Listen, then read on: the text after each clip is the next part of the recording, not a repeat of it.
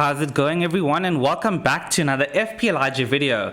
Now, I wasn't meant to record another video this week as I'm going away for the weekend, as well as posting my team selection video on Wednesday afternoon. I did say that my team is very much dependent on whether there are any injuries and so on in the Champions League and in Europe in general. And now with Lukaku out, my thought process behind that team selection and saving a transfer is irrelevant. The decision to save a transfer has come and gone as quickly as a Watford manager joining the Premier League, or possibly even faster, like Man United's hopes of winning the title. Ooh, I'm just joking. Or am I? I mean, I am a Liverpool supporter, and with Liverpool playing United this weekend, the friendly banter has to come out. Anyway, without wasting too much of your time, let's have a look at the best replacements for Lukaku, as well as my final team selection and captaincy based on this new information. And I'll be looking at taking my first hit of the season. So let's go. So this video isn't going to be very long, as I'm actually meant to leave home about 6 minutes ago and my fiance is giving me the hurry up. So let's get into it. And the first thing you will notice here is that I've already brought in my transfer in for Lukaku, which was Jamie Vardy. Now that is the very template move. If you want to go for someone that's like for like. Another move that people are doing right now, and it's one that I'm not completely against, is a move for our boy Harry Kane. Now, Kane could come into my team based on removing Riyad Mahrez as well. And what I'm actually looking at in my final team is that I want to now limit the risk in my team. So if you have a look here, right? Let's assume Vardy was now Lukaku. Okay, my team for the game week was going to be Ramsdale in goal, Christensen, Chilwell, Trent, Cancelo, Salah, Gundogan, Mahrez, Lukaku, Antonio, and Armstrong. And my bench would have been Smith Rowe, Livramento, and Douglas Luiz. Now, I could get away with not replacing Lukaku, as I've got quite a fairly strong bench with Smith Rowe and Livramento with some great fixtures. Smith Rowe is against Aston Villa, and Livramento is against Burnley, and both his teams are at home, so quite good fixtures. Now, my issue here is that my team could face quite a lot of rotation this week, with so many of them being involved in the Champions League and in Europe, with the likes of Christensen possibly being benched this game week. He could be benched for Chalobah. Chilwell could be benched for Alonso. Cancelo could be benched for Zinchenko.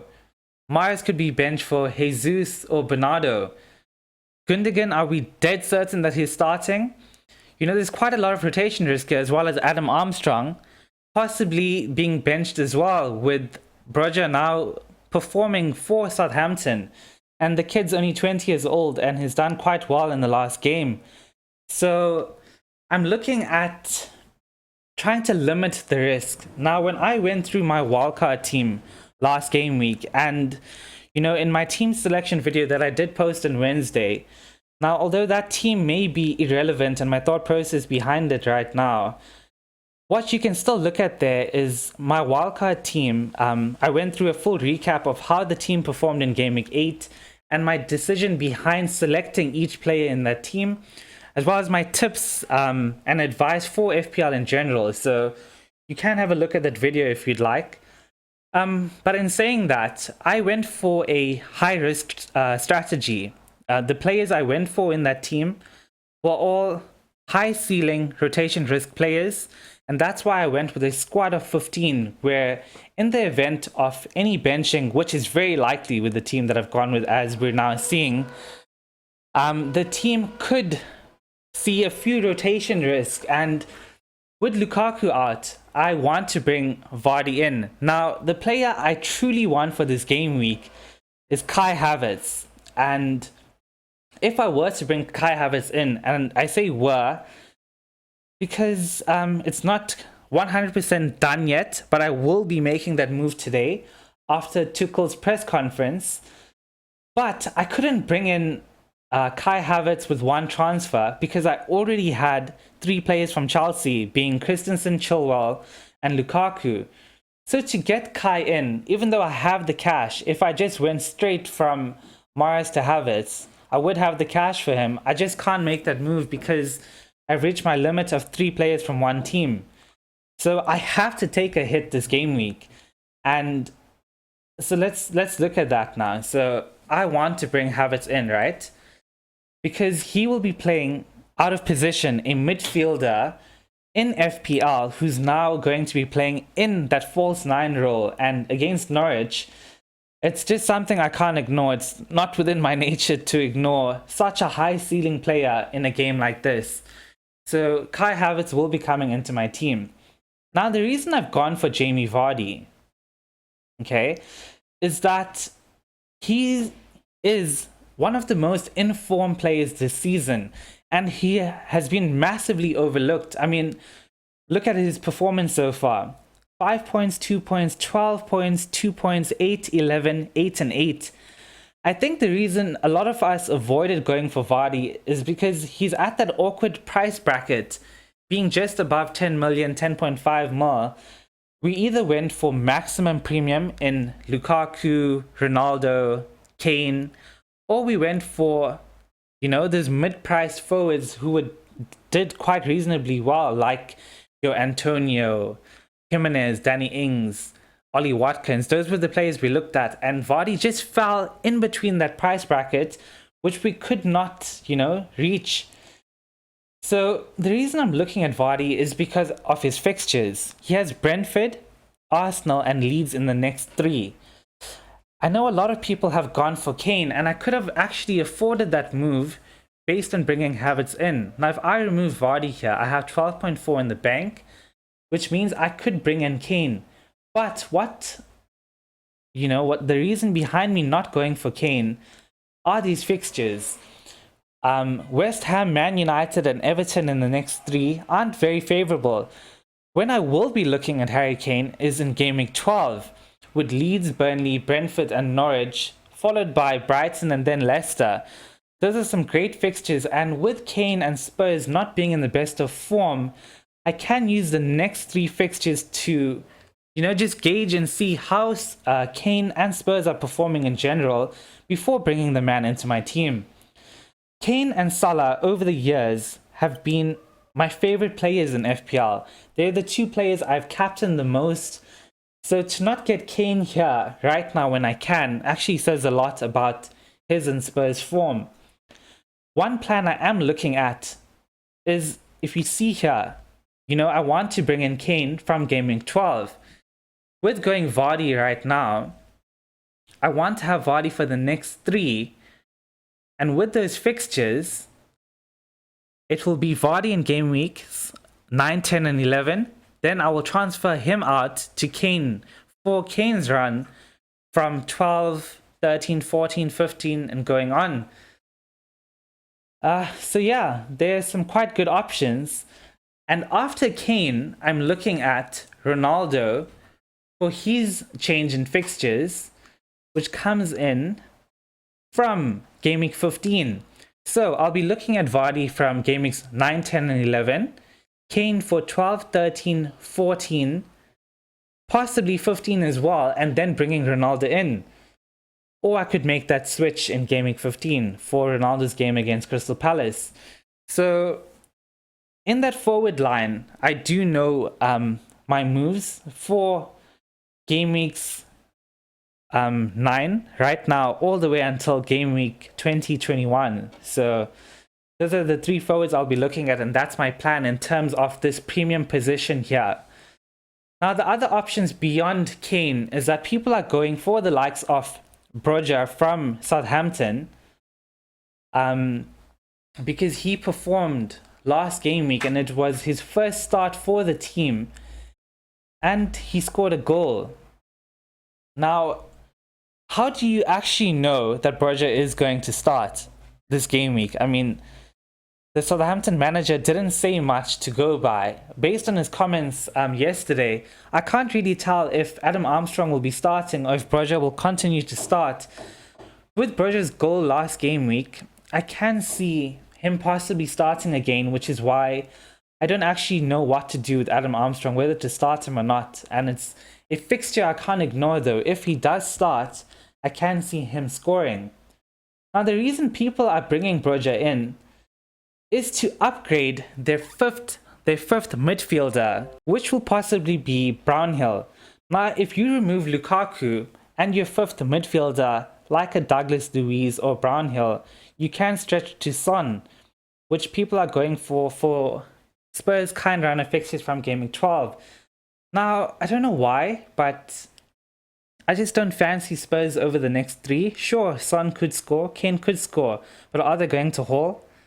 Not in my opinion, but yeah, you know, each to their own. So another option up top is that people are going for Ivan Toney. So here's another transfer that I don't fancy. You know, he's done quite okay. I mean, he is their striker, and the thing for me is that he hasn't done enough to warrant bringing him into my team. His fixtures are quite decent. If I were to bring him in though, it would be after the Leicester game, but who knows, he could score in this game. The only player I will be looking at in the Brentford team is, I don't even know how to pronounce his name properly, but I will try, Mbeumo. He is playing out of position and quite a lot cheaper than Toney as well. And I will likely bring him into my team next game week for Gundogan. Now, I do think that Gundogan will be starting this game week, which is why I'm keeping him and selling the likes of Riyad Mahrez. So yeah, Mbeumo is the only player I will be looking at from Brentford. He's playing next to Toney, sometimes even further ahead of Toney. And playing out of position like Kai Havertz will be doing this game week is something I'm very tempted on. So those are your 4 options if you want to replace Lukaku, I would say, which would be Harry Kane, Jamie Vardy, Broja if you're upgrading your 5th midfielder from a 4.5 mid to Son or Havertz, or Ivan Toney, but I don't fancy the Ivan Toney move, and I don't really fancy the Broja move as well. I don't know if he'll be starting. So for me personally, I would only look at Kane or Vardy, and from just looking at myself and not fancying Kane this game week, there was only one move for me, and that was Jamie Vardy, which is a bit template. So being 12k in the world currently, I want to limit the amount of risk I take, which is why captaincy has moved to Mohamed Salah. Now, Salah will be the most captained player this game week, and his effective ownership will definitely be well above 100%. As well as Salah not only being the most informed player in the league, he's possibly the best player in the world, as well as being the most informed in the world currently. Maybe the likes of Benzema is up there as well. So what do I do here? I don't think this game, the Liverpool-Man United game, will see like 5 or 6 goals. Do I see Chelsea storming Norwich? I think I do. I can see that game being 3 or 4-0. Now the thing is, if the Liverpool-Man United game ends up being a high-scoring game, you can absolutely bet that Salah will be involved in a goal or 2, possibly more. The thing is though, I can see Man United marking Salah with 2 or 3 players just to stop him running in from the right hand side, cutting in left, possibly going right as well now and shooting with either foot, as we've seen him doing to the likes of Man City and Watford recently. I'm quite tempted to go for captaincy on Kai Havertz. And this season, as shocking as it is, I've not taken a captaincy punt, which I've done in every season before this, on Foden, Gundogan, Jota, Batshuayi. You know, I've taken punts on those players in terms of captaincy, and captaincy has been the only thing that has let me down in previous seasons. I've always done consistently well in FPL, with my worst ever rank being 86k.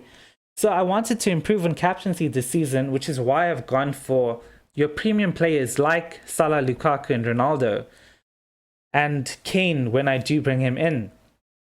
But my inner Maverick wants to come out again, and I want to captain Kai Havertz because this will be my first hit of the season as well.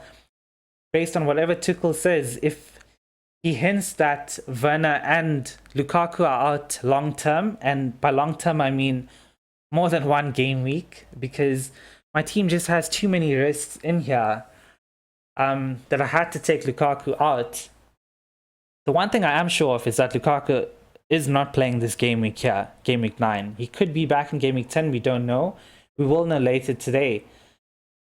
So yeah, I am tempted to captain Kai Havertz, and that decision will go down until the deadline. The deadline is also tonight, by the way, Friday evening. So if you thought it was tomorrow, it isn't. It's tonight. So yeah, this is also my first hit of the season, and in seasons prior to this, I would have probably taken 4 to 5 hits by now.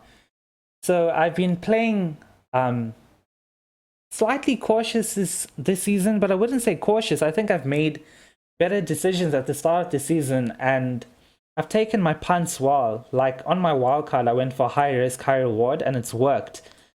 And the team is still currently high risk now, which is why I'm bringing in players that will definitely start in Kai Havertz and Vardy, because my team could still see rotation with Chilwell, Cancelo, Christensen, and Adam Armstrong. Either 2 or 3 or possibly one of them, could see rotation. So I still need my strong bench with Smith Rowe and Livramento. Another decision I'm facing is who to start between Adam Armstrong and Smith Rowe. And I think in this very moment, right now, before I leave home, I will be starting Adam Armstrong. Now that decision could change closer to the deadline. We are up to go a bit more safe with Smith Rowe, as he seems vital in that Arsenal team along with Aubameyang and Saka. And with Saka possibly benched this game week, I know he has been pictured in training, Smith Rowe could play further up. So that's quite tempting. So yeah, that's my final team selection for the game week. If you have any questions, please drop a comment below. And if you like the video, let me know your comments on it. Let me know any conundrums that you may be having. And yeah, I think my captaincy will go down to the wire. My final team will be posted on YouTube. So if you are subscribed to the channel and have your notifications on, the moment I do post that team, you will know what my final team is like. And that final team should be posted before the game week deadline. So if you aren't subscribed, I suggest that you do if you do want to see my final team as soon as possible. Thanks for watching the video. I'm sorry if I've rambled on a bit and for the background noise that you probably would have heard here from my neighbors. I just needed to get this video out as soon as possible, and with work and so on, now was my only time to actually do it. Anyway, let me stop rambling and get a move on. I hope you've enjoyed the video. Good luck for Game Week 9 everyone, and remember to FPL responsibly.